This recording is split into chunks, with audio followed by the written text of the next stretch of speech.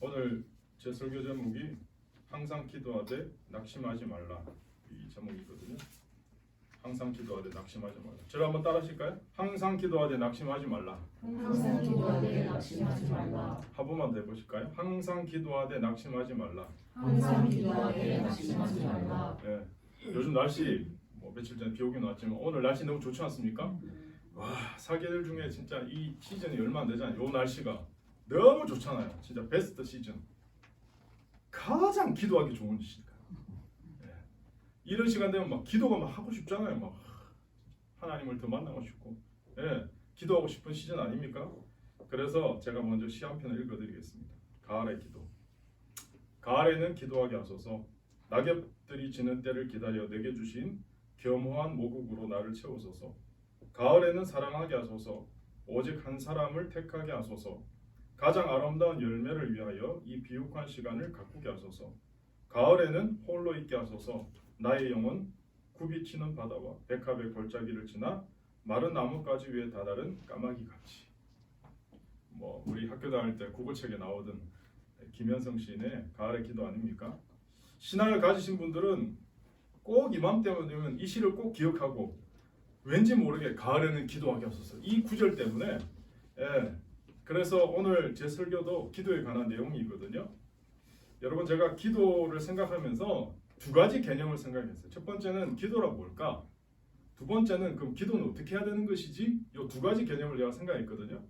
기도는 무엇인가에 대한 개념이 what입니다. what, 영어로.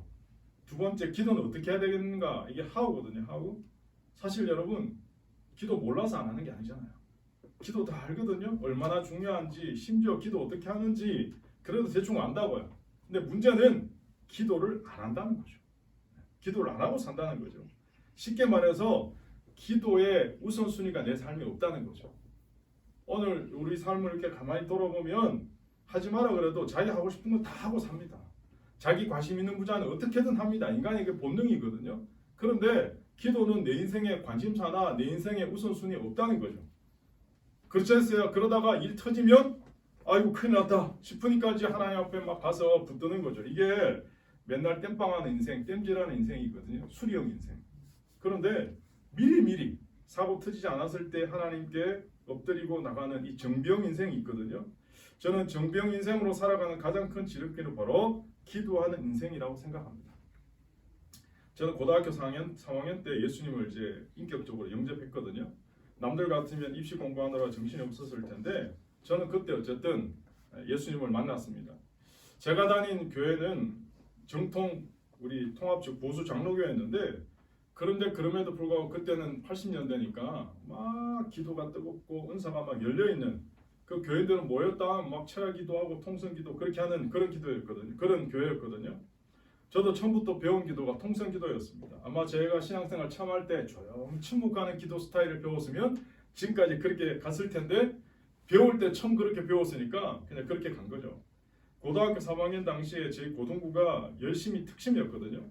학생부가 이제 토요일 날 오후에 이제 기도회가 있었어요. 그런데 시험 공부해야 될 고3들이 그 기도를 다 인도하는 거예요. 특별히 선생님이 인도하는 것도 아니고 우리끼리 하는 거예요. 근데 그 교회 출석 인원이 어른들이 한 200명 조금 넘었거든요. 그러니까 동네 중앙에 있는 조그만 교회였는데 지금 모르겠습니다. 그런데 그 교회 200명 어른들 조금 넘게 출석하는데 고등부가 50명이었어요. 고등부만. 그러니까 근데 고등부 50명인데 그 중에 고3은 절반이 넘었어요. 거의 한 25명, 30명. 그러니까 저희가 막 전도하고 그래서 그 교회 역사상 아마 전무후무한 역사가 아닐까 그런 생각이 듭니다. 숫자는 많은 게 아니고 얼마나 뜨거운지 몰라요. 모였다가 기도하고 고등학교 3학년들이 입시 준비해도 시간이 모자랄 텐데 토요일 날 자발적으로 나와서 중고등부 기도에 거의 30명씩 모여서 기도를 하는데 지금도 한 장면이 생각이 나요. 그 뜨거운 칠파를 데프리카 아닙니까? 그때도 뭐 에어컨이 있습니까? 뭐가 있습니까? 근데 30명 중고등 학생들이 그 교육관 방에서 1시간 이상씩 통성으로 기도하고 이게 너무 뜨거워지니까 야 우리가 토요일만 기도할 수 있냐? 주일도 기도하자. 그리고 주일 오후에도 자발적으로 모여서 막 기도하니까 갑자기 교회에 비상이 걸렸어. 비상이. 무슨 비상이 걸렸냐? 쟤들 저러다 큰일 났다. 막아라. 안 된다. 공부해야지. 그러면서 장로님 찾아오고 부장님 찾아오셔서 설득하는 거야. 니네 다 좋은데 공부해야 되지 않겠냐? 그러니까 기도회는 주일만 하고 토요일은 좀 쉬어라. 어떻겠냐? 여러분 생각은 어떻습니까? 아마 자녀를 가지신 부모님들 별반 다르지 않을 것 같아요. 우리는 그때 고등학교 3학년 때 어른들 이해가 안 되는 거예요. 우리가 딴짓 하겠다는 것도 아니고 기도해 하겠다는데 어른들은 기도하지 말라고 말리고 있고 애들은 기도하겠다고 하고. 여러분 이거 이상한 거 아닙니까? 우리 고등학교 3학년 때가 그런 시간을 보냈거든요. 제 신앙생활은 이렇게 시작됐습니다. 전 특별히 영적인 부분에 욕심이 엄청 많았어요. 그래서 열심히 특심했어요. 대구에 주암산이라는 기도원이 있는데 선배들 또 집사님, 장로님, 권사님들이 기도하러 간대요. 산기도. 그럼 또 궁금하니까 혹시 못 참으니까 또 따라가서 열심히 밤새도록 철야 기도하고 나라 민족을 위해서 기도해 보기도 했습니다. 저는 그때부터 뭘 깨달았냐? 삶이 좀 힘들고 어려울 때마다 기도를 업그레이드 해야 되는구나. 기도를 업그레이드 해야만 해결될 수 있구나. 하나님께 매어 달리고 간절히 기도하는 것만이 능력이구나. 제가 그때 깨달았어요. 제가 신앙생활을 하면서 특별히 저는 성경이나 교회사에 등장하는 믿음의 선배들에 관한 이 삶에 관심이 많아졌거든요. 초등학교 때 한국위인전, 세계위인전 이런 전기들을 많이 읽어서 그런지 신앙생활 처음 할 때도 인물들에 관심이 많았어요. 교회사에 아니면 성경에 하나님께 쓰임받았던 사람들 어떻게 쓰임받았을까? 그런 관심이 많아서 그분들의 어떤 삶을 살펴보기 시작했는데 한결같은 공통점 뭐냐? 다 기도의 사람이었다. 기도의 사람. 그것도 하나님 앞에서 간절히 기도하는 그런 하나님의 백성들이었다는 거죠. 우리의 주님이신 예수님도 사복음서를 보시면 늘 일정하게 기도하는 습관을 가지고 계셨어요. 마지막 십자가 지기 전에 겟세마네 동산에서도 마지막에도 얼마나 간절히 기도하셨는지 모릅니다. 예수님은요 자신만 그렇게 기도하신 게 아니라 제자들에게도 기도를 가르쳐 주셨어요. 그래서 오늘도 주보에 나와 있잖아요. 주기도문. 주님이 제자들에게 마지막 남기신 기도 주기도문이잖아요. 오늘 저와 여러분이 함께 읽은 이 누가복음 18장 첫 부분에요. 예수님이 딱 이렇게 말씀하세요. 예수께서 그들에게 항상 기도하고 낙심하지 말아야 할 것을 비유로 말씀하여 이르시되. 다시 말해서 예수님 오늘 이 본문 말씀을 왜 이야기하시냐? 항상 기도하지만 낙심하지 말아야 된다. 이 주제를 가지고 지금 이야기를 하나 끌어오시는 거예요. 어떤 이야기냐면 억울한 과부와 재판장에 관한 이야기예요. 예수님은 우리가 항상 기도하기를 원하세요. 더 나아가서 기도는 하되 낙심하지 말고 항상 기도하라는 거죠. 우리가 어떤 제목을 가지고 하나님 앞에 간절히 기도할 때가 있지 않습니까? 여러분 기도 다 해보셨죠, 그죠? 기도할 때 가장 큰 기도의 적은 낙심입니다. 낙심. 다른 말로 말하면 낭망입니다. 낙심이나 낭망을 한마디로 말하면 삶의 의욕을 딱 상실하고 기가 딱 꺾여버린 상태입니다. 막 불타서 해야 되는데 기가 딱 꺾여버리면 하기가 싫잖아요. 에너지가 다 소진되니까. 예수님은 기도의 세계를 아셨고 기도의 가장 큰 장애물은 낙심이라는 걸 아셨어요. 낙심은 우리의 기도를 방해하는 사단의 가장 강력한 무기입니다.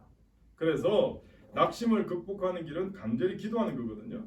여러분 혹시 존 버넷의 철로역정 성경다음으로 제일 많이 팔린 책 그러잖아요.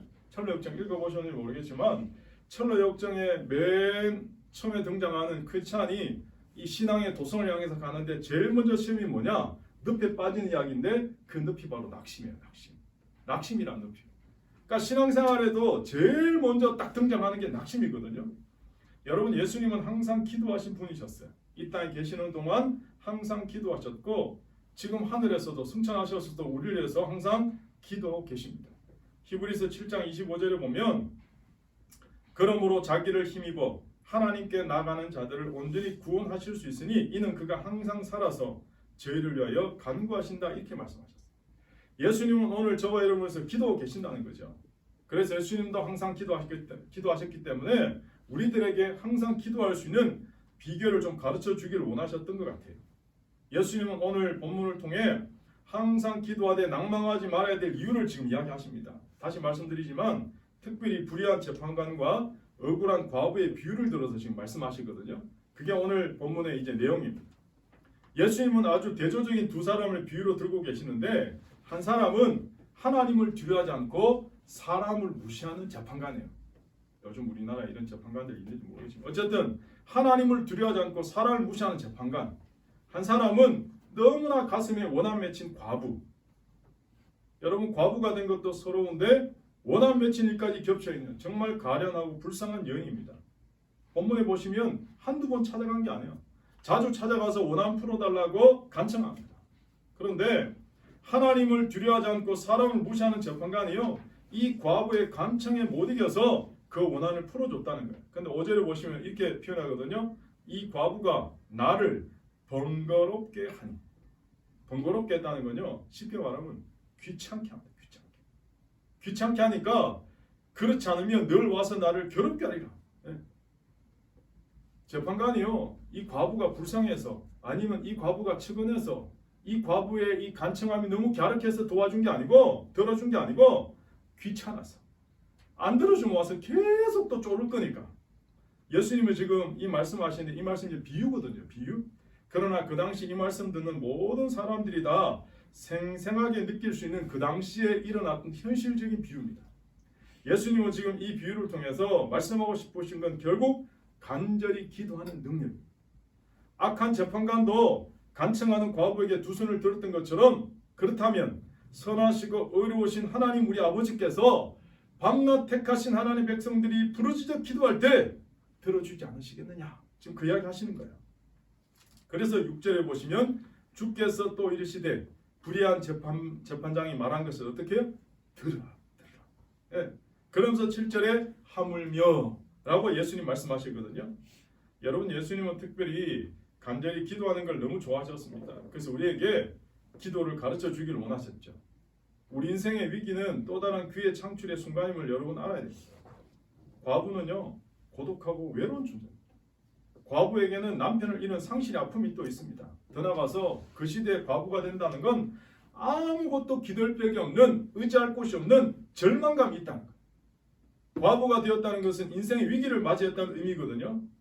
여러분, 누가복음 18장에 나오는 억울한 과부가 지금 인생 최대 위기를 직면하고 있습니다. 과부가 된 아픔과 상처가 있습니다. 이 여인의 가슴에는 한 맺힌 슬픔과 아픔이 있습니다. 결론적으로 원한 맺힌 일이 있다는 거예요. 그 때문에 재판관을 찾아가서 내 원한 좀 풀어주세요, 풀어주세요 간청하고 있습니다. 지금 과부가 간구하는 이 가슴 아픈 소리 자체가 너무 눈물의 애원입니다. 여러분, 미칠 듯한 외침이거든요. 사람이요, 너무 힘들면 이 내면에서 고통스러운 소리가 막 뿜어져 나오잖아요. 그래서 사람이 원한이 맺히면 이상한 힘이 막 발생한대요. 상상할 수 없는 힘이 생긴대요. 그래서 어떤 사람은 도끼까지 스린다, 오죽하면 그런 표현 쓰겠습니까? 그런데요, 우리 하나님은 울부짖는 기도 소리에 마음이 약하신 거예요. 이렇게 표현하면 좀 그런데, 가슴 아픈 기도 소리에 더 약하십니다. 제가 예전에 어떤 자매가 제게 안부 메시지를 보내면서 부산에 자기 친할머니가 계시는데 예수님은 안 믿으신대요. 그런데 연세도 많으시고 건강도 좋지 못하시고 지금 위독하셔서 시간이 얼마 안 남은 것 같아요. 그러면서 제게 부산에 계신 좋은 목사님 한 분 소개해 줄 수 없냐, 그래서 그 목사님 통해서 하나님 할머니에게 좀 복음을 전할 수 있도록 좀 이렇게 부탁해 보려고 그런다.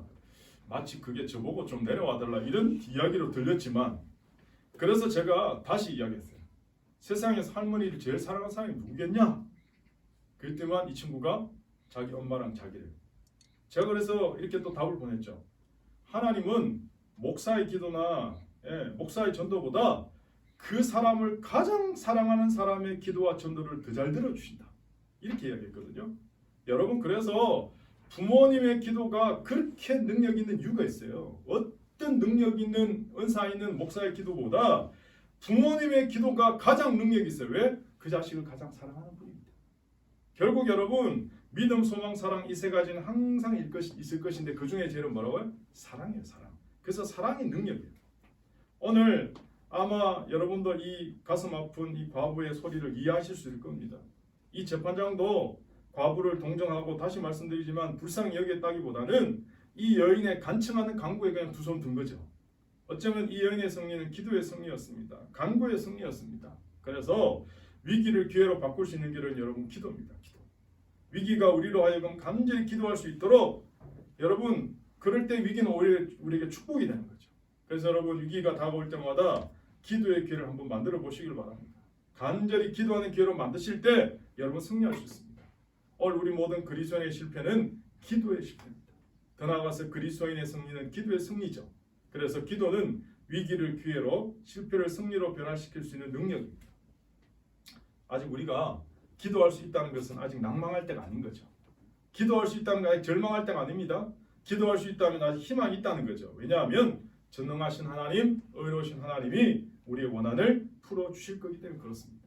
우리의 눈물을 닦아주시고 우리의 슬픔을 변하여 춤이 되게 하시고 베옷을 벗기시고 기쁨으로 띠를 띄우시는 하나님이 살아계시기 때문에 여러분 기도하셔야 됩니다. 오늘 우리는 이 과부가 드렸던 간절한 기도에서 기도의 비결을 배울 수가 있습니다. 첫 번째, 기도는 구체적인 소원을 가지고 기도해요. 어떻게 기도해요? 구체적인 소원을 가지고 기도해요. 예수님이 비유를 들어 말씀하신 과부에게는요 소원이 있었어요. 어떤 소원? 원수에게 맺힌 원한을 푸는 거예요. 근데 여러분 과부가 직접 이 원한 풀려고 재판장에게 나갔습니다. 풀려고 하지 않고 재판장에 나갔습니다. 이게 기도의 지혜거든요. 오늘 여러분 한번 생각해 보세요. 우리가 구체적인 소원이 있다고 그 소원을 내가 해결하려고 하면 해결됩니까? 이 문제를 해결할 수 있는 사람을 찾아가야 되잖아요. 그래서 여러분 아무에게나 찾아가서 애원한다고 해결되는 게 아니잖아요. 우리는 이 문제를 능히 해결할 수 있는 분에게 찾아가는 게 지혜 아닙니까? 지혜. 그래서 과부는 내 문제를 해결할 수 있는 사람은 재판장이구나. 그래서 재판장을 찾아가는 거예요. 또한 과부는 자기가 지금 뭘 해야 되는지를 알고 있었거든요. 만약 여러분 우리 자신이 무엇을 원하는지 모르는데 어떻게 구합니까? 그래서 예수님은요 자기의 병을 가지고 찾아올 때마다 수많은 사람들에게 기도해 주시기에 항상 물었어요. 네가 무엇을 원하느냐? 네가 무엇을 원하느냐? 왜 물으셨을까요? 예수님 다 아실 텐데. 주님은 그들의 입술을 통해서 진짜 원하는가에 대해서 듣기를 원하셨다는 거예요. 미국의 코미디 배우이자 변호사이고 교수인 벤 스타인 이런 이야기 하거든요. 원하는 것을 얻기 위해서 가장 먼저 해야 될 행동은 내가 무엇을 원하는지 결정하는 것이다. 만약 여러분 우리가 원하는 것을 분명히 알고 그것을 얻기 위해서 대가를 지불할 준비가 되어 있으면 그걸 얻게 되는 거죠. 하나님은 우리 안에 소원을 두고 행하게 하시는 분이거든요. 그래서 빌립보서 2장 13절에 너희 안에 행하시는 이는 하나님이시니 자기의 기쁘신 뜻을 위하여 너희로 소원을 두고 행하게 하신다. 그래서 여러분 우리의 소원이 구체적이 되도록 해야 돼요. 구체적이 되도록 하려면 어떻게 해요? 말로 한번 표현해 보세요. 더 나가서 글로 한번 기록해 보세요. 그리고 그 소원을 따라 여러분 기도해 보시기 바랍니다. 우리의 기도가 강렬해지면 하나님 우리 마음의 소원을 현실로 만들어 주실 것입니다. 두 번째는요. 믿음을 가지고 기도해요. 어떻게 기도해요? 믿음을 가지고 기도해요. 원한 맺힌 과부는요. 재판장을 계속 찾아가면 이 재판장은 내 문제를 해결해 줄 수 있다는 믿음으로 간 거예요. 만약에 내가 찾아가도 이 사람이 내 문제를 해결해 줄 수 없다고 그러면 찾아가겠습니까? 못 찾아가죠. 과부는 재판장의 능력을 믿었고 자신이 간청할 때 분명히 재판관의 마음이 움직일 것이다 믿었다는 거예요. 그래서 여러분 야고보서 5장에 보면 믿음의 기도는 역사하는 힘이 크다. 우리가 구할 때 중요한 것은 믿음으로 기도하는 일입니다. 그래서 여러분 우리가 구하는 것이 분명히 이루어질 줄로 믿고 기도하셔야 됩니다. 예수님이요 마가복음 11장 24절에 그러므로 내가 너에게 말하노니 무엇이든지 기도하고 구하는 것은 받은 줄로 믿으라. 그리하면 너에게 그대로 되리라. 그렇게 말씀하셨습니다. 세 번째는 집중해서 기도해야 됩니다. 어떻게 기도해요? 집중해서 기도해야 돼요. 여러분 간청 기도의 특징은 자주 기도한다. 오늘 본문 3절을 한번 보세요. 3절. 제가 부사 하나를 가지고 오는데 어떤 이야기를 제가 얘기할까요? 자주입니다. 자주. 다시 말해서 간청 기도는 집중해서 하는 기도입니다. 7절도 보세요. 하물며 하나님께서 그 밤낮 부르짖는 택하신 자들. 밤낮 부르짖는. 계속해서. 그럼 하나님이 7절에 이렇게 말씀하세요. 두 가지 의문으로 말씀하잖아요. 원한을 풀어주지 아니하시겠느냐?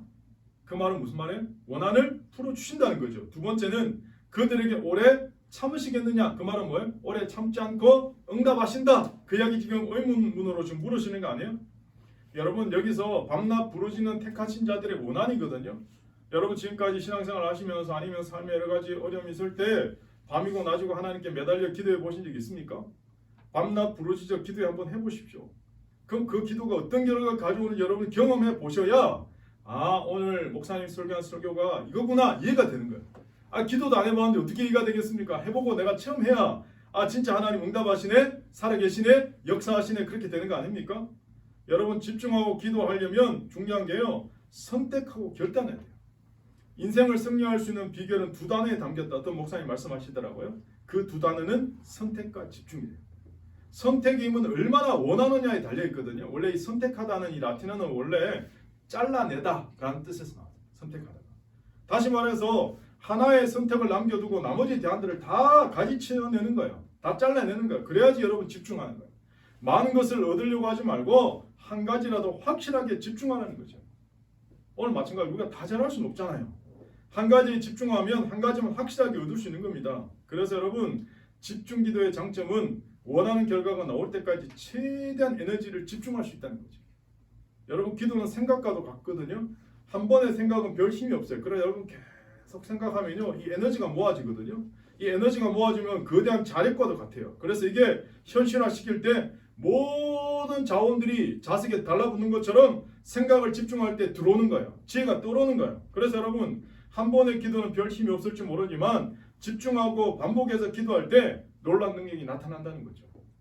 밤낮으로 부르짖고 수일 동안 생명을 내걸고 기도할 때 응답은 속히 이루어질 겁니다. 그래서 하나님은 그 기도에 속히 응답하신다 말씀하셨어요. 여러분 주님이 우리 기도에 응답할 때 사용하는 단어가 뭡니까? 속히입니다. 속히. 이 속히라는 단어가 두 가지 뜻이 있거든요. 첫 번째는 빨리 응답하신다. 빨리. 기도가 강렬해질수록 응답도 빨라진다는 거예요. 두 번째는 속히라는 말은 오랜 기다림 후에 한꺼번에 순식간에 이루어진다. 이런 뜻도 있어요. 그래서 여러분 그런 기도 때문에 주님은 뭐라는 거예요? 항상 기도하되 낙심하지 말라. 낭망하지 말라. 여러분 기도할 때 의심하지 마시기 바랍니다. 의심하게 되면 집중이 안 되잖아요. 의심하게 되면 힘이 분산되잖아요. 의심하는 사람은 얻을 것이 없습니다. 그러므로 여러분 집중해서 기도하시기를 바랍니다.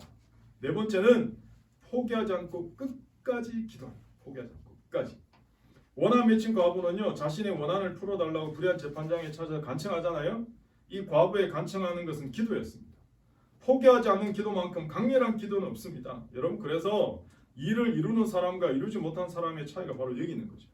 우리가 무슨 일이든 탁월함에 이르는 길은 집중할 뿐만 아니라 집중한 것을 이룰 때까지 결코 포기하지 않는 거예요. 뒤로 물러서지 않는 거예요.